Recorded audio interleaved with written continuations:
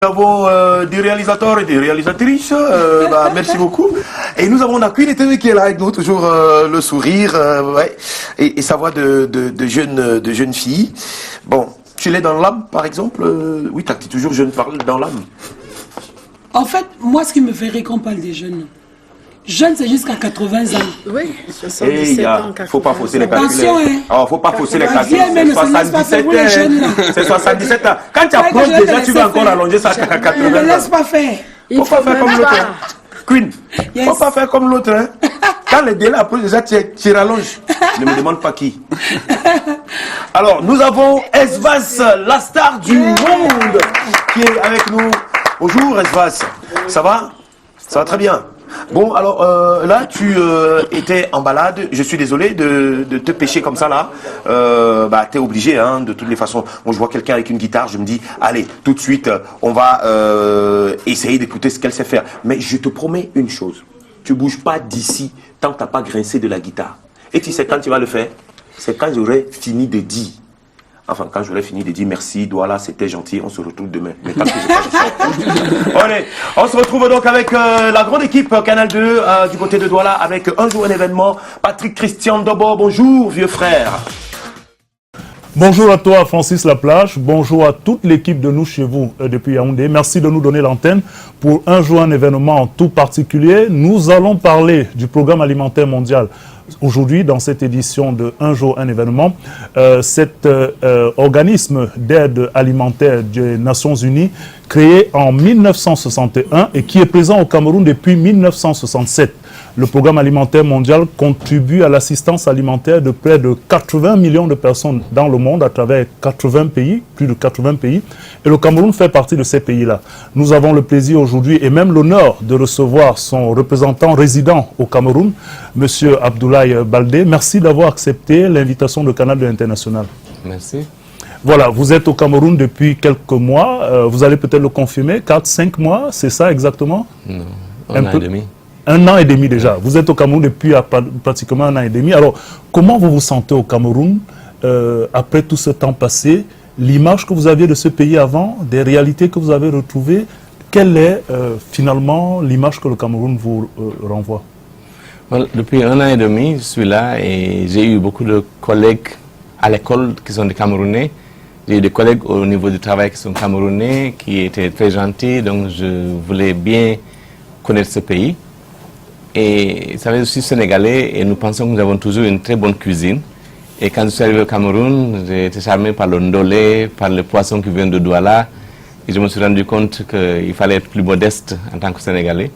Et aussi, je viens d'une région du sud du Sénégal qui est boisée. Et on pensait qu'on était en forêt. Mais je réalise que la forêt, c'est ici, ce n'est pas chez nous.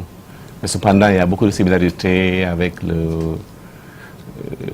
les différents groupes ethniques. Je suis allé à l'extrême nord, j'ai vu le Sahel qui est vraiment le Sahel de chez moi. Vous vous y êtes retrouvé? Absolument, et même au point de vue linguistique. Voilà. Alors, c'est un plaisir de vous avoir. On s'imagine bien que vous êtes dans la cité économique de Douala par rapport à un certain nombre d'initiatives. On doit pouvoir rappeler à nos téléspectateurs que la majorité des importations du programme alimentaire mondial, n'est-ce pas, passe par le port autonome de Douala, ce qui représente environ 1% des transactions de ce port-là. Quel est l'objectif de votre présence ici à Douala? Je suis ici pour rencontrer les acteurs socio-économiques de ce pays-là, puisque nous sommes basés à Yaoundé et nous exécutons nos travaux essentiellement dans le Grand Nord et à l'Est. Il se trouve qu'il y a un gap de connaissances entre nous et les acteurs économiques. Le PAM est une grande organisation qui est là parce qu'il y a des défis, mais pour les hommes d'affaires et les femmes d'affaires, chaque défi demande une solution, donc c'est une opportunité. Donc je suis venu ici pour dire ce que le PAM fait, ce que le PAM, avec qui nous travaillons, l'importance de ce que nous faisons et les opportunités d'affaires qu'il y a à travailler avec le PAM parmi les hommes d'affaires et les femmes d'affaires du Cameroun. Très bien. On peut bien s'imaginer qu'au-delà des missions standards qui relèvent à l'échelle internationale du programme alimentaire mondial, vous avez un certain nombre de missions, peut-être pas très spécifiques au Cameroun, mais qui retrouvent celles-là. Est-ce qu'on peut avoir en quelques déclinaisons les missions du PAM, notamment au Cameroun? Globalement, le PAM est un programme, une agence des Nations Unies, dont le rôle est de s'assurer que les personnes qui ont des besoins essentiellement alimentaires, nutritionnels, qui ne sont pas en mesure de satisfaire ces besoins par leurs propres efforts ou par les efforts de leurs communautés respectives, que ce soit le gouvernement, le village ou la famille, le PAM est là pour aider ces gens à pouvoir se nourrir et d'assurer un certain niveau de sécurité alimentaire. Bien sûr, on le fait de différentes façons. Il y en a qui sont au point où il faut vraiment les aider, donner entièrement le bol déjà presque cuit. Il y en a qui ont de la force, qui peuvent échanger cette force contre quelque chose. On leur donne des aliments ou de l'argent qui leur permettent de travailler pour la communauté. Et il y en a qui n'ont besoin que d'éducation nutritionnelle, qui ont tout produit mais ne savent pas bien manger. Et donc on participe à cet effort-là à travers les différentes agences du gouvernement. Alors, on se rend bien compte que le champ d'intervention est assez vaste et peut-être même pluriel. Comment justement le déploiement pour atteindre ces objectifs se fait? Comment vous cadriez le terrain? Quelles sont les stratégies qui sont mises en place justement pour atteindre tous ces objectifs-là? Vous savez, si aujourd'hui quelqu'un s'amenait ici avec des sandwichs gratuits, chacun de nous en voudrait. Donc, nous devons d'abord nous assurer que nous avons des méthodes que nous utilisons pour serrer, pour s'assurer que ceux ou celles à qui nous donnons quelque chose sont vraiment les gens le plus en besoin alimentaire. Et il y a des critères, comme dans les banques, à la limite, il y a des critères que nous suivons. Lorsque ces taux sont atteints, on dit, bon, là, il faut vraiment faire quelque chose. Et donc, il y a les enfants malnutris, il y a les femmes en état de grossesse, il y a les réfugiés qui n'ont pas un moyen de production, il y a les gens qui sont déplacés, qui ne sont plus chez eux, même s'ils sont en bon état, ils ne peuvent plus travailler. Et il y a les populations hautes qui les ont accueillis, qui étaient tellement généreuses qu'ils ont presque épuisé leur stock en aidant les autres. Donc voilà un peu comment on ne peut pas tout faire. On doit faire des sélections qui sont très très très dures pour se retrouver avec ceux et celles que la communauté aurait voulu aider si elle en avait les moyens. Très bien. On voit très bien que dans ce champ de sélection-là, il y a parfois des situations douloureuses, vous venez de le dire à l'instant, mais on constate aussi qu'il y a un certain nombre d'organismes, peut-être un peu trop parfois, dans certaines régions, qui interviennent dans le même champ de cette aide ou de cette assistance alimentaire. D'où le défi de la coordination de toutes ces actions. Au niveau du PAM, comment est-ce que cela est pensé pour que justement on n'ait pas l'impression d'avoir un capharnaüm dans ses besoins d'aide?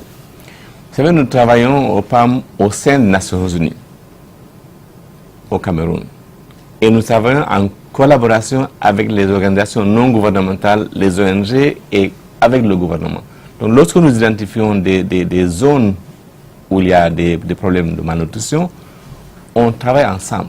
Il y a au sein du Cameroun ce que nous appelons l'équipe de la coordination humanitaire, ou Humanitarian Coordination Team, qui est dirigée par le coordinateur résident, et où il y a tous les donateurs qui arrivent, et on se dit, bon, le peu de moyens que nous avons, on les met où et qui est où?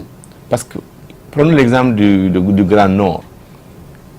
Nous faisons des divisions géographiques et nous faisons des divisions fonctionnelles.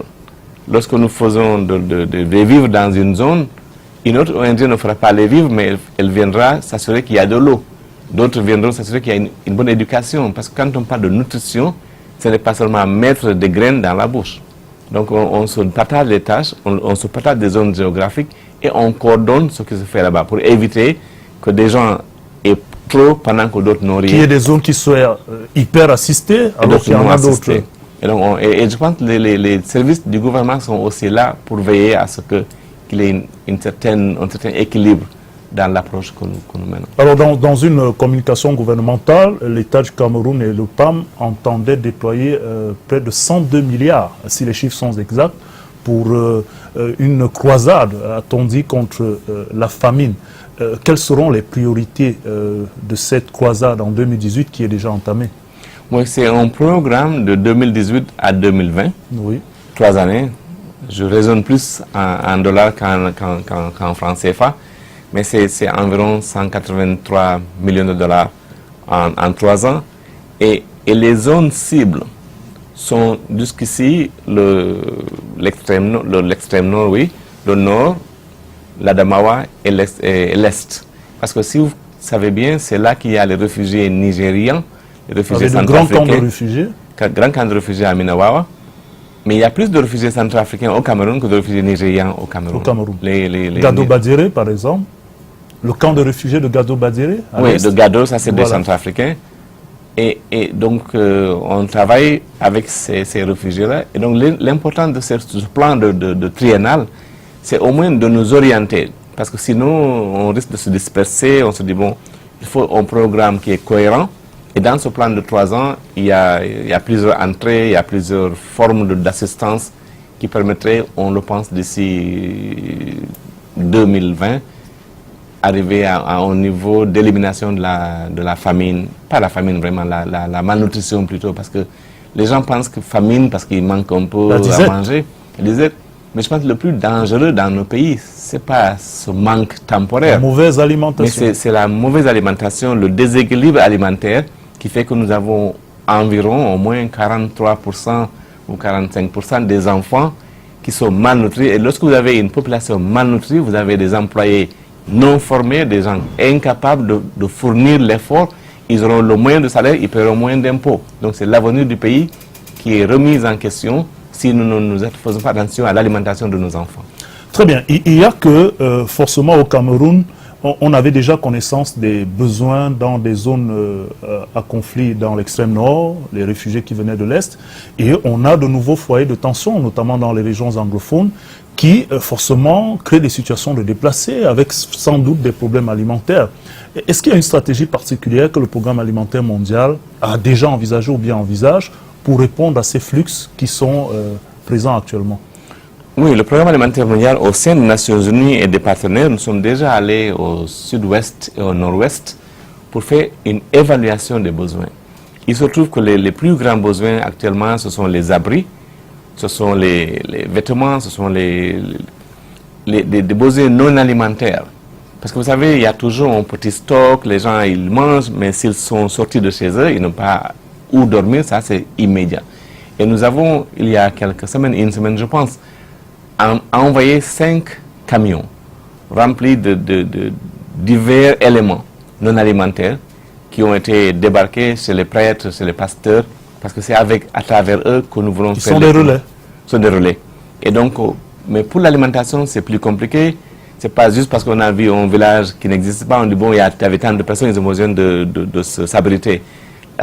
On doit faire une évaluation plus approfondie pour savoir qui en a besoin, où ils sont placés, parce qu'il faut aller apporter ces aliments-là chez eux. Donc il y a une phase d'étude des besoins et on va intervenir quand les résultats seront connus. Alors, de manière globale, la situation en termes de besoins au Cameroun, elle se situe à quel niveau? Si on vous donnait des voyants rouges, verts et peut-être même orange, vous diriez quoi en termes de besoins et d'assistance alimentaire? Vous savez, chacun a ses voyants différents pendant la journée. Puisqu'il n'y a pas une population homogène qu'on assiste, il est difficile de dire que voilà le voyant rouge. Je peux seulement dire à ce moment précis que le PAM s'occupe de 528 000 personnes par jour au Cameroun. Et si je peux parler globalement de la situation humanitaire, les Nations Unies ont déterminé pour cette année qu'il y a environ 3,3 millions de personnes qui sont dans le besoin d'avoir une assistance quelconque, alimentaire, nutritionnelle, opérationnelle, beaucoup de choses humanitaires. Mais étant donné qu'il faut faire des choix, les Nations Unies se sont mis d'accord de se focaliser sur 1 300 000 personnes. Et de ces 1 300 000 personnes, le PAM, de son côté, va prendre en charge l'alimentation de 528 000 personnes. Donc et si vous comptez les réfugiés, ils ont un besoin d'assistance régulière et permanente. Si vous prenez les déplacés, ils sont assistés pendant qu'ils sont en déplacement, jusqu'à ce qu'ils puissent retomber sur leurs 2 pieds et faire autre chose. Les populations autres qui les ont reçus devront être assistées à un certain niveau. Mais bien sûr, ce n'est pas tout le monde qui va être assisté. Nous allons assister ceux et celles qui sont dans le plus grand besoin. Très bien. Alors, nous, on va vous dire merci au nom de la direction générale de Canal 2 International et de toute la team management. Vous avez visité nos locaux. Quelle est l'impression que cela vous dégage au regard du travail que vous observez certainement au quotidien de notre chaîne? Venant de Yaoundé, nous pensons à Yaoundé que le soleil se lève là-bas. Mais alors, découvrir que chez vous, il y a des télévisions aussi importantes que la vôtre, des professionnels qui sont là depuis longtemps et qui se battent et qui travaillent tous les jours, c'est un plaisir pour moi. Et je disais à mon équipe ce matin qu'elle me verra de plus en plus à Douala, parce que je découvre Douala et je suis très satisfait. Nous avons beaucoup d'activités ici et donc c'est notre point d'entrée et nous devons maintenir de bonnes relations avec les autorités et les populations de Douala pour préserver et encourager nos équipes à bien travailler. En tout cas, nous, on espère que cette ouverture à laquelle vous faites allusion sera une ouverture de grande collaboration avec Canal 2 International. Nous vous disons encore une fois de plus merci d'avoir accepté notre sollicitation. Merci pour tout ce que vous faites, pour ceux qui sont dans le besoin. Et avec le grand plaisir et l'espérance de vous revoir sur notre chaîne une prochaine fois. Je vous remercie. Madame, Monsieur, nous allons donc mettre un terme à cette autre édition de Un jour, un événement. Nous étions en compagnie du représentant résident du programme alimentaire mondial au Cameroun, Abdoulaye Baldé, qui nous a fait l'honneur et ainsi que l'amitié d'être en notre compagnie. Merci d'avoir écouté, merci de nous avoir suivis. Francis Laplage, nous vous renvoyons l'antenne pour la suite de Nous chez vous, du côté de Yaoundé. À très bientôt pour une autre édition.